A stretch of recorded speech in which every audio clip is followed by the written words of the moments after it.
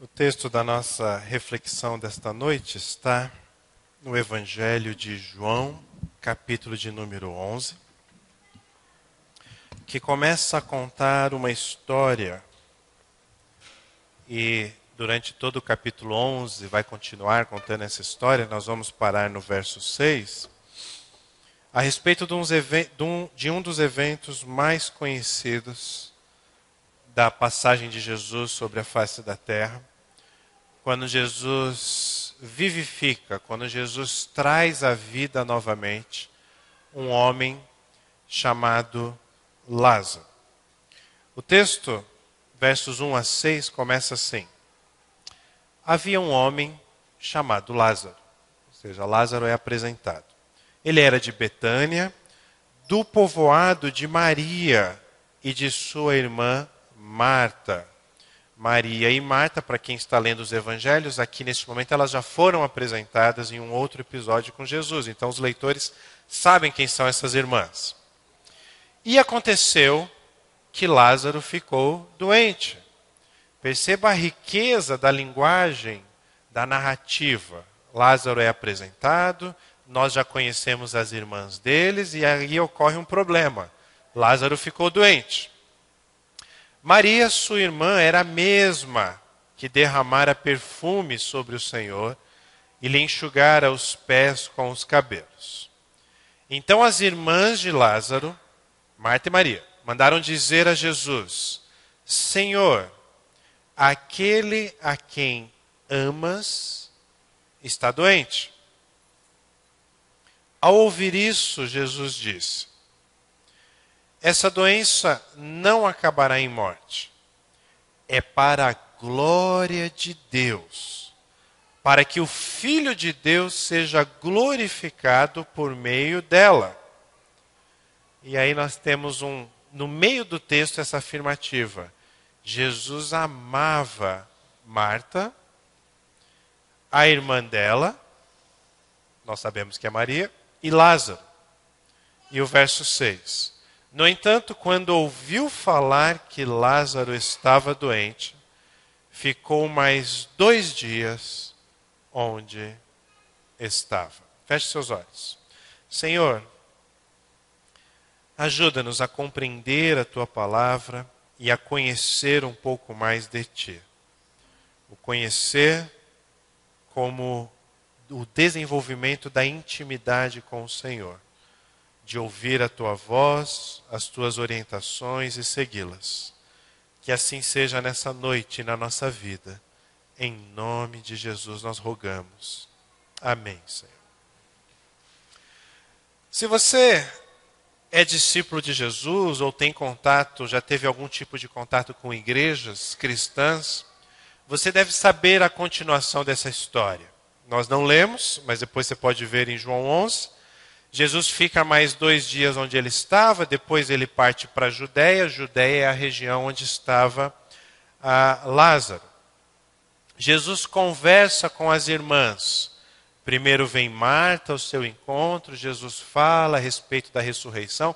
Marta acha que Jesus está falando de coisas teológicas. Eu sei, Senhor, que o Senhor, todos nós vamos ressuscitar um dia, mas Jesus estava falando do irmão dela. Depois Jesus se aproxima mais da casa, encontra com Maria, e Maria também desesperada diz: Senhor, se o Senhor estivesse chegado antes, mas agora já é tarde. Jesus se comove com as palavras de Maria, e o texto bíblico diz que Jesus chorou. E logo na sequência, Jesus então vivifica o corpo que estava morto de Lázaro. Ele traz novamente o espírito ao corpo de Lázaro. E então ele pede para que a pedra seja retirada. Algumas pessoas falam, mas já está cheirando mal, porque já faz muitos dias. Mas ainda assim eles fazem isso e Jesus fala: Lázaro, venha para fora. E então sai da tumba aquele que antes estava morto. Nós vamos nos utilizar desse texto hoje para falarmos sobre o amor. Amor é uma palavra simples, uma palavra pequena, uma palavra que é compreendida tanto por doutores quanto por crianças. O amor, como dizia o famoso pensador português Luís de Camões, é fogo que arde sem se ver. Uma curiosidade de Luís Vaz de Camões é que ele viveu exatamente no período da Reforma, século XVII. E ele também diz assim que o amor é como uma ferida que não se sente. Pense na profundidade dessas frases mesmo. E nas experiências que você já teve ou tem de amar. O amor é como um fogo que arde, mas nós não estamos vendo este fogo. O amor é como uma ferida. Ele está ali o tempo todo, mas é como se eu não sentisse. O amor é como querer estar preso por vontade. Eu amo o amor. É mais ou menos isso que Luís de Camões está querendo nos dizer. A grande verdade, irmãos, é que todos nós sabemos disso. Todos nós já passamos por experiências em nossas vidas que nos levam a entender o que é o amor. O apóstolo Paulo, por exemplo, quando ele escreve a sua carta aos cristãos de Corinto, ele diz que ainda que eu fale a língua dos homens e dos anjos, se não tiver amor, serei como um sino que ressoa ou como um prato que retine. Ou seja, o que Paulo está querendo dizer aqui é, se eu não tiver amor, ainda que eu seja muita coisa, eu não vou ter utilidade nenhuma. Um pastor sem amor não tem utilidade nenhuma para uma igreja. Um marido sem amor não tem utilidade à sua esposa. Um professor sem amor não tem utilidade aos seus alunos. Uma mãe não tem utilidade ao seu filho se não o ama. E assim por diante.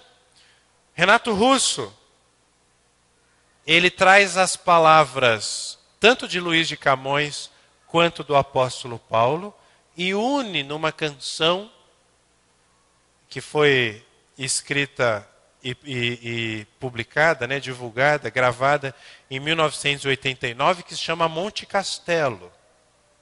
Nome da nossa avenida aqui, né?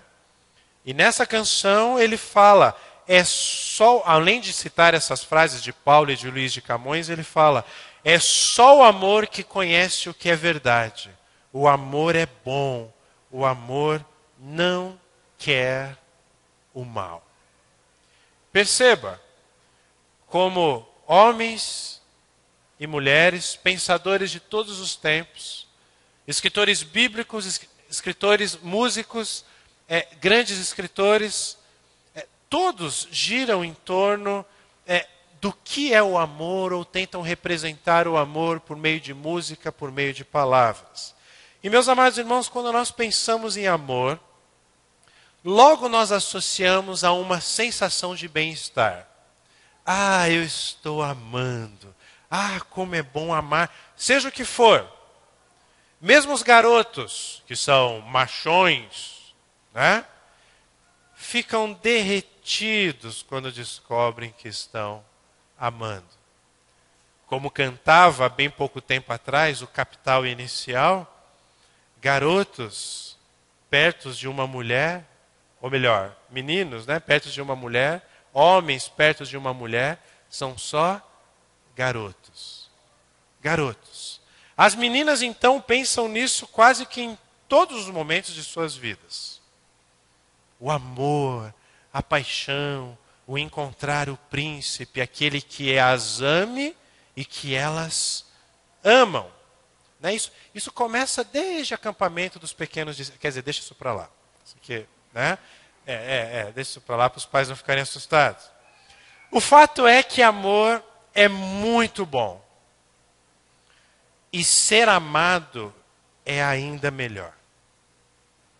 E normalmente quando nós falamos de amor, nós pensamos na relação entre seres humanos. Então, seja o amor como um vínculo de paixão, um homem e uma mulher que se amam, seja vínculos de amizade, eu tenho uma amizade que eu amo aquela pessoa, eu sou amado por aquela pessoa, ou de parentesco mesmo, de ligação sanguínea. Mas, meus amados irmãos, nós também falamos de amor na nossa relação com Deus. E aí eu quero que você entenda o primeiro ponto importante aqui para a nossa reflexão. Em qualquer tipo de relacionamento, você vai ter deste relacionamento basicamente 3 respostas. Ou você ama aquela pessoa, ou o oposto disso, você odeia aquela pessoa, ou aí uma terceira opção seria você indiferente. Eu diria que em quase tudo na vida, para não dizer tudo, nós amamos, nós odiamos, ou nós somos indiferentes. A indiferença talvez seja o traço mais marcante dos tempos em que nós vivemos. Nós conhecemos uma pessoa, começamos a nos relacionar, seja a relação de romance, ou seja amizade, ou qualquer outro nível de relação, mas normalmente nós somos indiferentes. Nós não ligamos muito, a indiferença não parte nem para o ódio, porque não, eu não odeio ninguém, mas também não parte para o amor. E o fato que é entre o amor, o ódio e a indiferença, é claro que sempre é preferível nos nossos relacionamentos o amor. E essa mesma relação nós levamos para Deus. Assim como nós nos relacionamos uns com os outros, nós também nos relacionamos com Deus, porque Deus se apresenta conosco, para nós, como uma pessoa. E assim como uma pessoa, alguns amam a Deus, outros odeiam a Deus e outros são indiferentes. Da mesma forma dos nossos relacionamentos humanos, muito provavelmente a indiferença é o traço mais marcante no mundo hoje em relação a Deus. Agora, o que é curioso é que cristãos e não cristãos, eles costumam afirmar que Deus os ama. Alguns anos atrás, talvez você já tenha comprado, já tenha ganhado um adesivo de carro, um adesivo de Bíblia, ou um marca-texto que trazia a seguinte frase assim: Jesus te ama e eu também. Tá vendo? Vocês já compraram, vocês conhecem, né? Se você não comprou ou ganhou, pelo menos você já viu essa frase. Alguns anos atrás era muito comum. Jesus te ama e eu também. Mas a pergunta que surge aqui é: como que se dá esse amor de Jesus por nós? Vamos pensar de forma prática. Se um amigo seu da faculdade, um amigo do trabalho, o seu vizinho, se alguém que não é cristão, não conhece o Evangelho, te perguntasse: que história é essa de Deus nos amar, de Jesus nos amar? O que você diria? Qual seria a sua explicação? Aí, meus amados irmãos, quando nós compreendemos o Evangelho, são ressaltadas na nossa mente, nos nossos corações, o que nós chamamos das doutrinas da graça. Doutrinas da graça são aqueles ensinamentos que mostram que a nossa salvação, a nossa relação com Deus, não depende de mim.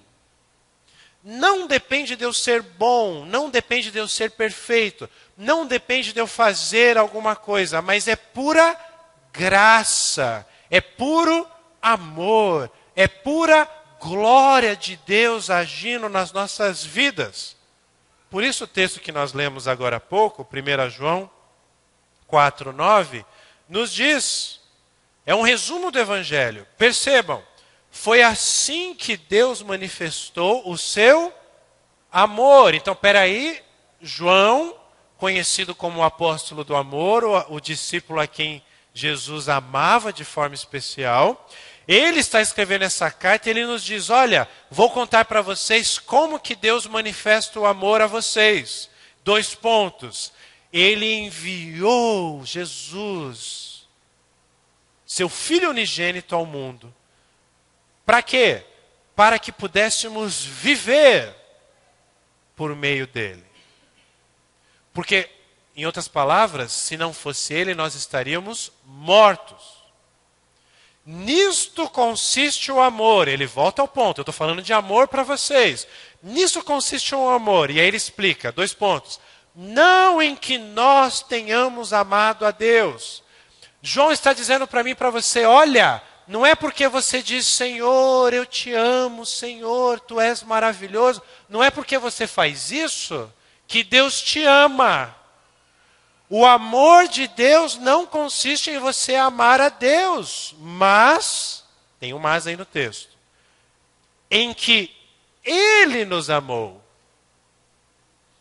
E qual a prova de que Ele nos amou? E enviou o seu Filho como propiciação, como troca, para resolver o nosso problema dos nossos pecados. Perceba que Deus demonstra o seu amor glorificando o seu Filho. O Evangelho, as doutrinas da graça têm como objetivo a glória de Deus. Alguns anos atrás, a revista Time, poucos anos atrás, trouxe uma publicação dizendo das 10 ideias que mais estão mudando o mundo atualmente. Entre essas ideias estavam lá as doutrinas da graça, que a revista Time identificou como calvinismo. 10 ideias que estão transformando o mundo. Sabe por quê? Porque cristãos estão percebendo que se não for a graça de Deus, eles são miseráveis, eles são pecadores. E não cristãos estão conhecendo este evangelho da graça. Não o evangelho de que eu tenho que fazer para Deus me amar, mas que Deus me ama primeiro. E que nós fomos criados para a glória de Deus. O pilar da doutrina da graça, o pilar do evangelho, o pilar da Igreja Presbiteriana do Brasil é a glória de Deus. Como diz Romanos 11, eu coloquei aí. Pois dele, por ele e para ele são todas as coisas. Ah, por que existe o mar para a glória de Deus? Ah, por que existe o céu para a glória de Deus? E a chuva para a glória de Deus? E o meu cachorrinho para a glória de Deus? E o meu filhinho para me fazer feliz? Não, para a glória de Deus. E eu, por que eu existo? De onde eu vim? Quem eu sou? Para onde eu vou? Para a glória de Deus. Pois dele, por ele e para ele são todas as coisas. A ele seja a glória para sempre e que assim seja. Meus amados irmãos, eu quero que você compreenda o porquê que eu estou falando disso.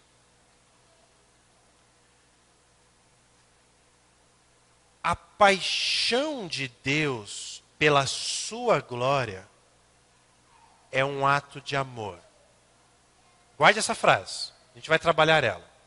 A paixão de Deus pela sua glória é a maior demonstração de amor que Deus poderia nos dar. Agora, nós temos dificuldade em entender isso, justamente porque nós absorvemos essa definição de amor que nós falamos aqui, de Camões, de músicas, de relacionamento um com o outro. E aí, quando nós olhamos para a nossa cultura, para a nossa sociedade, o pensamento que as pessoas têm, e eu me incluo, e você deve se incluir entre as pessoas, é que você é amado quando você é mimado. Eu sei, mimado, eu já coloquei uma conotação negativa, mas é para você entender. Nós acreditamos, e eu não estou falando só de crianças, nós acreditamos que uma pessoa, alguém, até um Deus, nos ama quando Ele nos mima. Em outras palavras, o que eu estou querendo dizer é, quando esse sujeito, quando essa pessoa, seja um marido, seja um filho, seja um patrão, seja Deus, quando essa pessoa faz o que eu quero para eu ser feliz, para me satisfazer, nossa, eu queria aquele videogame, aquela pessoa me deu aquele videogame, então aquela pessoa me ama. Não. Não. Quando nós levamos este conceito para o nosso relacionamento com Deus, a tragédia está anunciada. Nós criamos expectativas que Deus não promete. Então eu quero que você ouça uma coisa nesta noite. O amor de Deus por nós não se revela quando Ele nos valoriza. Ah, agora eu estou sendo valorizado. Deus me ama mesmo. Deus faz isso. Ele nos valoriza. E Ele faz isso com prazer. Mas o amor não se revela nisso. Eu diria que o amor de Deus se revela principalmente na capacidade que Deus nos dá de apreciá-lo, de glorificá-lo, de amá-lo. Pense da seguinte maneira: o que vai acontecer se você focalizar o amor de Deus nos seus valores? Não, eu tenho os meus valores. Eu sei quando a pessoa me ama, quando a pessoa não me ama, quando ela me odeia ou quando ela é indiferente. Então, diante desses valores, eu olho para Deus e eu chego à conclusão se Ele me ama, se Ele me odeia ou se Ele é indiferente comigo. O que vai acontecer se você pensar assim? Sabe o que vai acontecer? Você vai se afastar do que é mais importante você entender na sua relação com Deus. Você vai se afastar do que é mais precioso, Ele mesmo. Você vai se afastar de Deus. Meus amados irmãos, o amor de Deus por nós nos mostra aquilo que é infinitamente, eternamente mais satisfatório do que nós pensamos ou sonhamos, ou seja, o próprio Deus. Deus está se entregando por nós. Nós temos a possibilidade de ter relacionamento com Ele, de glorificarmos a Deus. Sabe qual é o nosso grande obstáculo? Se eu tivesse um espelho aqui, eu ia olhar para mim. Nós mesmos. O grande obstáculo somos nós, é o ídolo chamado eu. Alguns anos atrás, tem sido reprisado nesses canais a cabo aí, tinha aquela série Família Dinossauro. Lembra da Família Dinossauro? Lembra de um bebezinho que chamava Baby, né? Era o Baby Dinossauro. E qual era a frase mais conhecida do Baby? Você tem que me amar.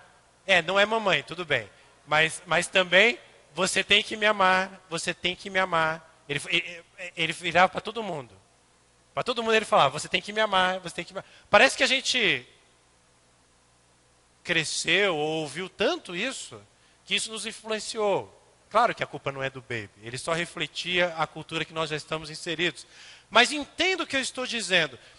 Eu estou para dizer algo para você agora, que pode te chocar diante do texto que nós lemos. Nós vamos voltar para a história de Lázaro agora.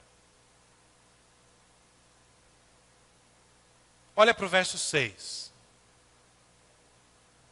No entanto, quando ouviu que Lázaro estava doente, ele ficou mais 2 dias onde estava.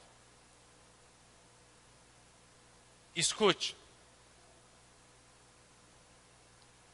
Jesus escolheu deixar Lázaro morrer.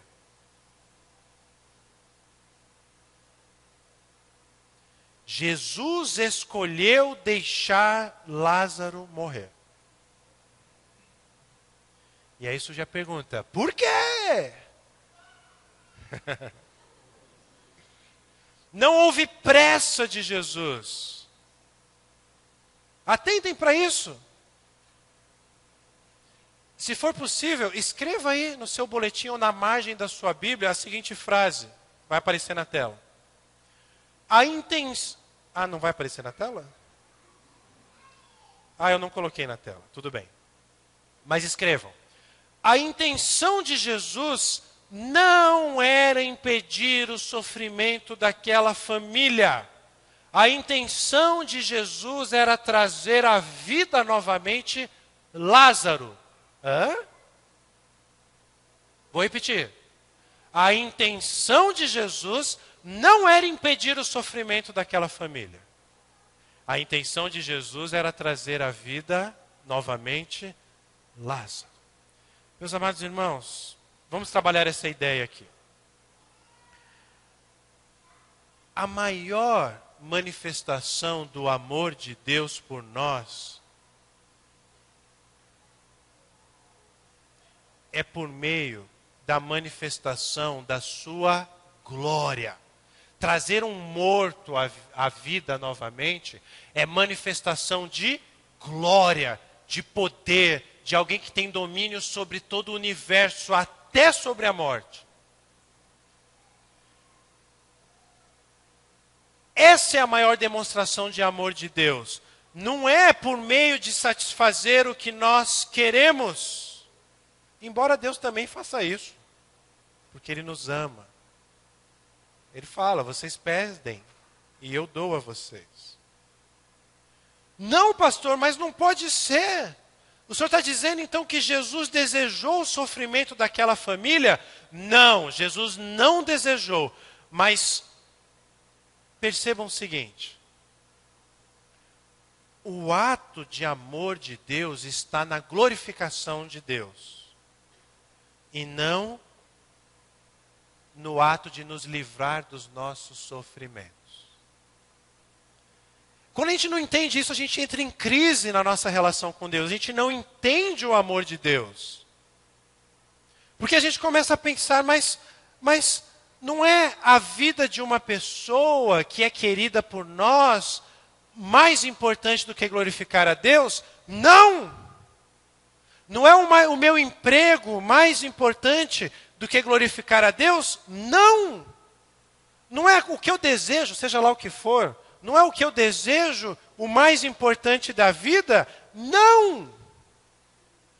Meus amados irmãos, não é a fé o mais importante? Também não.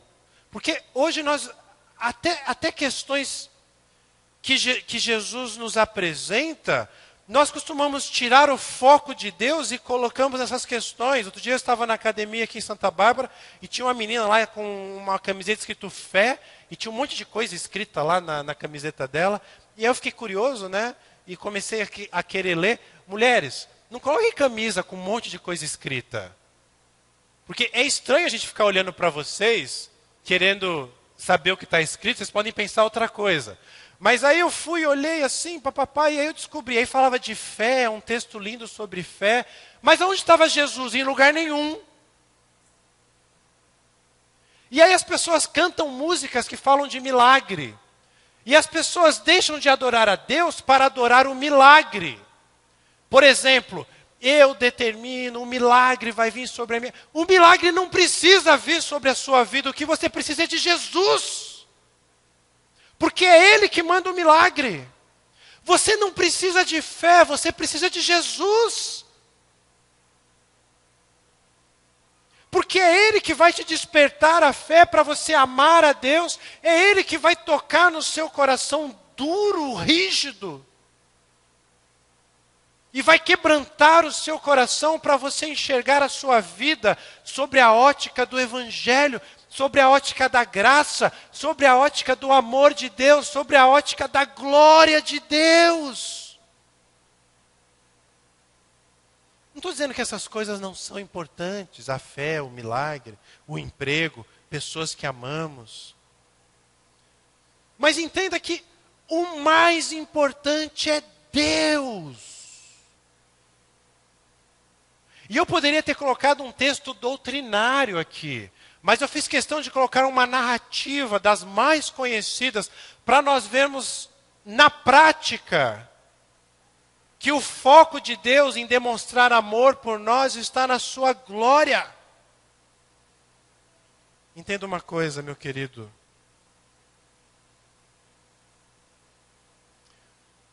Porque Deus te ama. O que for necessário Ele fazer nas nossas vidas, até que você entenda isso, e eu, até que a gente entenda isso, porque Ele nos ama, Ele vai fazer. Até a gente entender.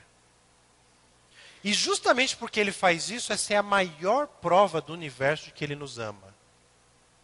Porque quem não ama, amor, ódio ou indiferença. Quem não ama, eles não entenderam ainda, mas deixa eles seguirem os seus caminhos. Indiferença. Ou ódio. Eles não estão querendo entender? Eles querem seguir os seus desejos, então vou jogar fogo neles. Mas Deus não faz isso não. Ele nos chama por amor. Talvez isso não faça sentido para você e, de certa forma, isso é até normal. Porque o nosso conceito de amor precisa ser revisto, meus amados irmãos. Talvez ao ler esse texto aí você já tenha se perguntado, por que Jesus demorou tanto? É a pergunta que a gente faz, é a pergunta imediata. O que é essa história do verso 6, de que quando Jesus ouviu falar que Lázaro estava doente, ele ficou mais 2 dias onde ele estava? E aí a gente sabe da continuação da história, Marta dizendo a Jesus que se ele tivesse lá, o seu irmão não teria morrido, e a gente fica mais desesperado ainda. A gente chega à conclusão que Jesus deixou Lázaro morrer. Ele permaneceu mais tempo naquela cidade, porque ele permaneceu mais tempo naquela cidade, não deu tempo e Lázaro morreu. Por que Jesus não teve pressa em trazer alívio imediato à vida de Lázaro? Por que Deus não tem tido pressa para trazer alívio imediato na sua vida, na criação das suas filhas, no seu casamento, nas suas finanças, na sua relação com Deus? Você tenta, você ouve mensagens como essa, seja de mim ou de qualquer outro pregador, e você fala, puxa, como Deus é maravilhoso, mas eu não consigo. Por quê? Porque algo mais importante era o que impelia Jesus naquele acontecimento. O verso 4 diz, ao ouvir isso, Jesus disse, essa doença não acabará em morte, mas é o quê? Para a glória de Deus. Para que o Filho seja glorificado por meio dela, por meio dessa tribulação. Nós temos em cena aqui Jesus, o Filho de Deus. A motivação de Jesus não era apenas livrar pessoas do sofrimento. A motivação de Jesus era a glória de Deus. E é exatamente assim que Deus demonstrou, ou melhor, Jesus, buscando a glória de Deus, é que Jesus demonstra o seu amor por quem? Por Marta, por Maria e por Lázaro. Verso 5, perceba que o verso 5, ele está fazendo a ligação entre o verso 4, que acabamos de ler, e o verso 6, que já lemos. É quase que um aposto, é quase que querendo dizer, olha, o mais importante para você entender o verso 4 e o verso 6, é o que está no verso 5, que diz assim, Jesus amava Marta, a irmã dela, que nós sabemos que é Maria, e Lázaro. Jesus os amava. Tanto que, na continuação do texto, ele chora com essas mulheres pela morte do amigo querido. Jesus chorou. Reparem, meus amados irmãos, que Jesus demonstra o seu amor. Preste atenção nessa frase. Jesus demonstra o seu amor não simplesmente livrando aquelas pessoas do sofrimento. Jesus demonstra o seu amor ao glorificar a Deus. Sabe qual que é o nosso problema? Nós invertemos isso. Nós invertemos a lógica de Jesus. Vou dar um exemplo. Nós amamos uma pessoa. Pensa em qualquer pessoa que você ama. Um amigo, um parente, um vizinho, uma esposa, um filho. Um marido. Amamos essa pessoa. Aí essa pessoa está com problemas. E aí nós temos a solução para a vida da pessoa. Nós temos a solução, mas não depende só da gente, aí a gente pede a Deus. Aí a gente pede assim, a gente quase obriga a Deus a fazer. Fala, Deus, ó, a solução para essa pessoa precisa disso. Então, Senhor, ó, seja rápido, essa pessoa precisa logo. Eu já fiz a análise da vida dela, eu sei o que é melhor para a vida dela. Abençoa, Senhor, vai. Perceba uma coisa, no final das contas, nós queremos que a glória seja nós. Eu orei por aquela pessoa e Deus abençoou. Está glorificando a Deus? Com essa frase? Não necessariamente, depende do que está no seu coração. Você pode estar querendo dizer que, olha, eu orei, e quando eu orei, Deus abençoou. Gente, vamos ser sinceros. Isto não é amar a pessoa. Isso é amar a nós mesmos. A gente consegue pecar até nisso. E às vezes ficamos bravos porque a gente obriga Deus a abençoar a pessoa. Aí Deus resolve não abençoar. A gente fica bravo com Deus. E quando envolve morte, então, porque o texto está falando de morte. Quando envolve algo que nós pedimos e não deu certo e envolveu morte, alguns perdem a fé, alguns falam que Deus não ama ninguém e dizem não entender a Deus. Não entendem a Deus porque não conhecem a Deus. Não conhecem a Deus porque não têm intimidade com Deus. Simples assim.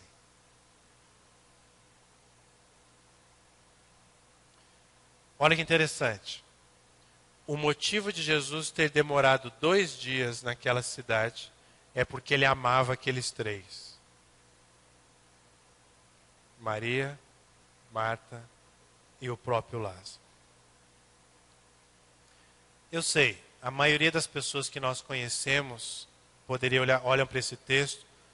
Ou vou falar de outra forma. Imagine a gente naquele contexto. Nós estamos lá. E você viveu a resposta de Jesus. Provavelmente você ia dar uma resmungadinha, você ia fazer um comentário, você fala, nossa, que insensível Jesus, né? Vai deixar Lázaro, e aí outra pessoa já ia falar, e olha, é o melhor amigo dele. Né? E aí essas irmãs aí, nossa, essa daí então até lavou o pé dele com um perfume caríssimo, uma fortuna, e enxugou com seus cabelos, e agora ele fala que vai ficar 2 dias. Ah, não é possível. Meus amados irmãos, Deus não existe para que nós não tenhamos problemas. Algumas pessoas pensam nisso, né? Ah, para que existe Deus? Tudo no mundo tem lógica. A pessoa vive no mundo da lógica. Né? Só que Jesus quebra todas as lógicas humanas. Por isso que alguns não entendem o Evangelho. Ou não querem entender. É racional, eu sou racional. O Evangelho também é racional. Ele tem uma explicação, ele é compreensível. Agora, lógico ele não vai ser, porque ele lida com o sobrenatural. E aí não tem como entender logicamente todas as coisas. Mas o ponto é que a maioria das pessoas acham que Deus existe para que nós tenhamos problemas. E o fato é que Deus nos livra, Deus nos cura, Deus nos salva, mas por amor. Não para que o foco esteja nele, mas na glória de Deus. Por isso que eu coloquei essa frase aí. A maioria das pessoas estima levar uma vida livre de sofrimentos muito mais do que estima a glória de Deus. E nós nos incluímos. Discípulos de Jesus às vezes se incluem também nesse tipo de visão. Não são poucas as vezes em que nos perdemos em meio aos nossos pensamentos, à nossa cultura, à nossa sociedade, e entendemos o amor como o nosso bem-estar e nos colocamos no centro de tudo, até nos relacionamentos. Eu me relaciono com uma pessoa até que essa pessoa seja útil para mim. Se a pessoa não é mais útil para mim, eu vou descartar, ou eu vou ficar sozinho, ou eu procuro outra pessoa. Essa é a forma de amor que o mundo nos apresenta. Onde a nossa felicidade é o centro de tudo.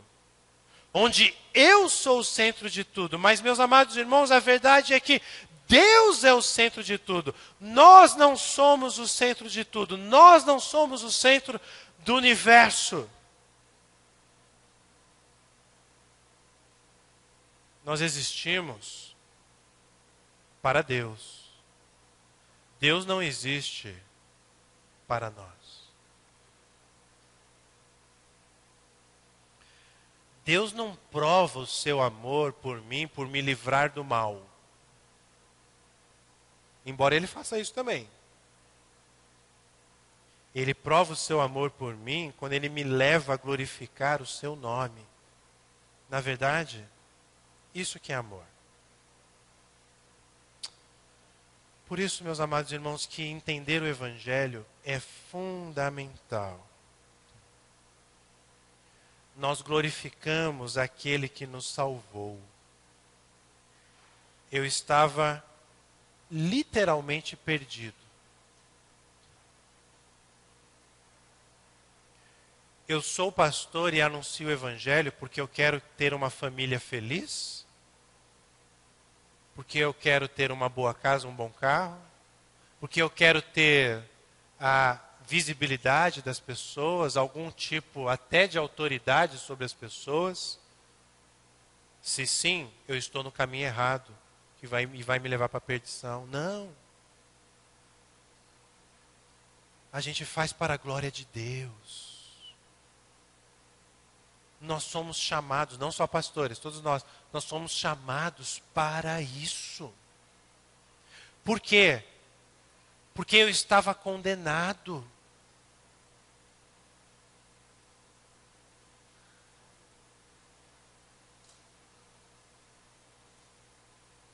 O meu futuro era perdição eterna.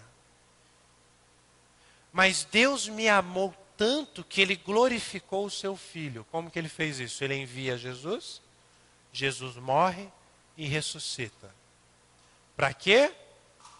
Para que a minha condenação seja paga. Sabe quando a gente... fulano está condenado porque tem lá 30 crimes, mas qual é a quantia? A quantia é X. Tá, mas como que se paga? Não, se paga assim, alguém tem que morrer e aí isso vai ser extinguido.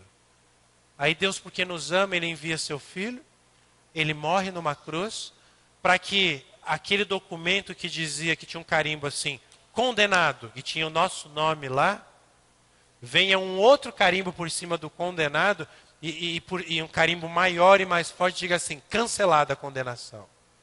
Ele está livre, ele tem vida, vida eterna. Agora, Deus me ama tanto que ainda assim Ele me dá uma família linda, me dá carro, me dá casa, mas isso tudo fica em segundo lugar. Aprender com Jesus o que significa o amor é o verdadeiro bem-estar. E meus amados irmãos, ensinar a outras pessoas, ajudar outras pessoas a verem, a experimentarem a glória de Deus, é a nossa missão. Perceba o seguinte, eu já estou terminando.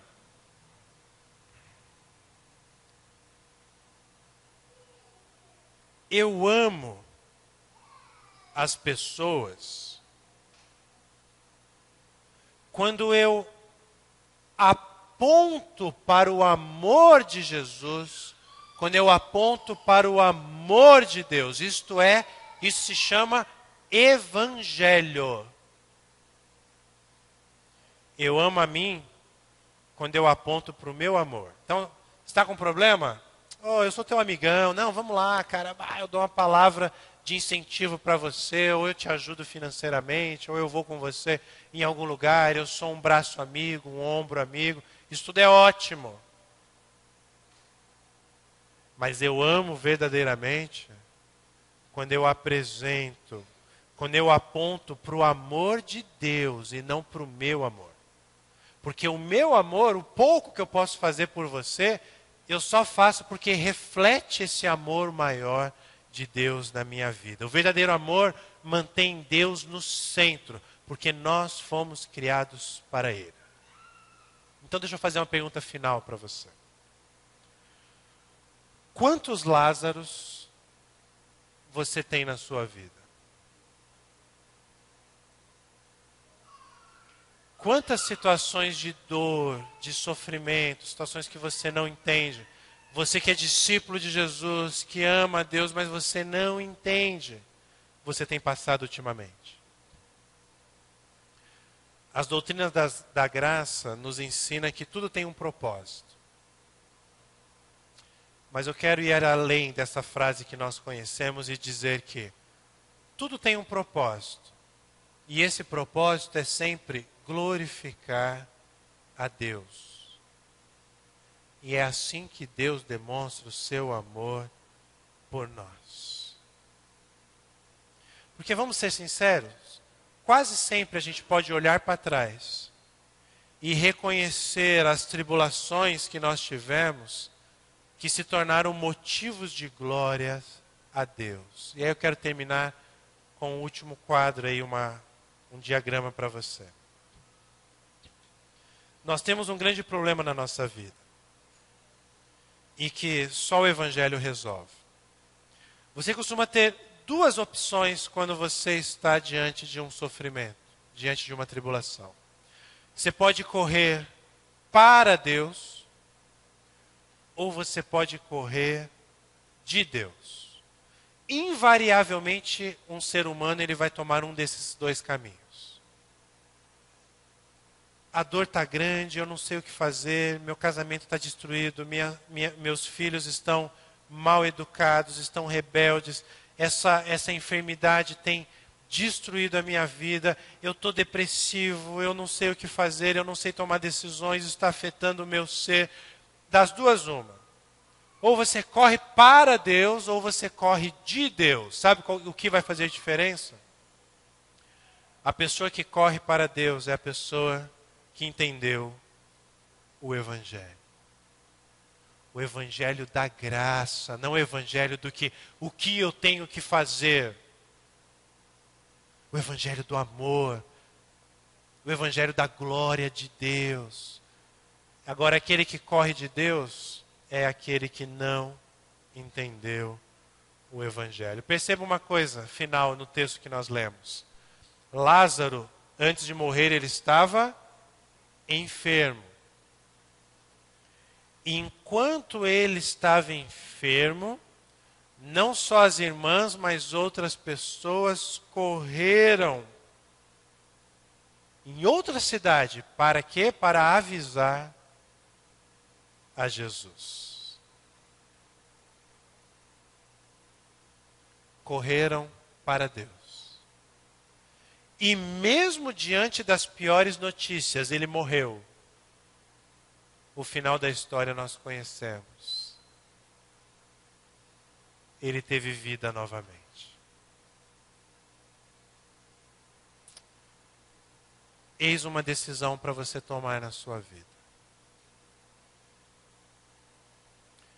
Olhar para os sofrimentos, olhar para o lado e só ver Lázaros mortos e dizer, Deus não me ama, ou entender que todas as circunstâncias da sua vida cooperam para o seu bem maior. O bem maior da sua vida é glorificar a Deus. Correr em direção a Deus e não correr de Deus. Porque Jesus não veio ao mundo para morrer por nós, como a gente costuma dizer. Até nessa frase a gente traz a gente como centro do universo. Deus enviou seu Filho para morrer por mim. Não que isso seja errado, é claro que isso é verdadeiro. Mas o que eu quero dizer é, olha como a gente se coloca no centro de tudo. Não, Jesus veio ao mundo para cumprir a sua obra. E era necessário que ele morresse. Não para que eu me tornasse o valor central, mas para que a glória de Deus se tornasse o valor central. Para que eu pudesse ver a glória de Deus. Para que eu pudesse desfrutar da glória de Deus. Não apenas nesse tempo, mas por toda a eternidade. Pense nisso. Ao você ler ou ouvir que Jesus te ama. Que nós vejamos a glória de Deus em Cristo. A glória que deixou Lázaro morrer. E a glória pela qual ele foi levado à cruz. Jesus ressuscitou e hoje vive. Amém? Feche seus olhos, vamos orar. Senhor Deus, nossa oração é a mesma do início deste culto. Transforma as nossas vidas, Senhor. Nós precisamos de Ti, precisamos entender o Teu amor, a Tua graça, a Tua glória. Entender que o Senhor não existe para nós, mas nós existimos para o Senhor. Deus, isso é transformador. Entender que os nossos problemas não são resolvidos por nós, porque o Senhor diz que sem Ti, sem Jesus, nada podemos fazer. Ah, Deus, o Senhor diz que nós somos criados para a Tua glória, que tudo é para Ti. Então, Deus, ajuda-nos, não apenas a entender, mas a conhecer o Senhor desta forma. A termos intimidade contigo, ao ponto de que quando Lázaro estiverem mortos ao nosso redor, nós possamos ter a certeza que o Senhor tem um propósito para tudo, que o Senhor nos ama em toda e qualquer circunstância, e que o Senhor pode reverter qualquer situação, mesmo aquelas que são impossíveis para seres humanos, porque Tu és Deus. Não só isso, mas porque o Senhor nos ama, e porque todas as coisas cooperam para o nosso bem maior, ou seja, entendermos o Teu Evangelho, vivermos para a Tua glória, nos sentirmos amados e amarmos ao Senhor. Ofertarmos o nosso amor e vermos a graça e a imensidão do Teu amor por nós. Que assim seja, Deus. Em nome de Jesus. Amém.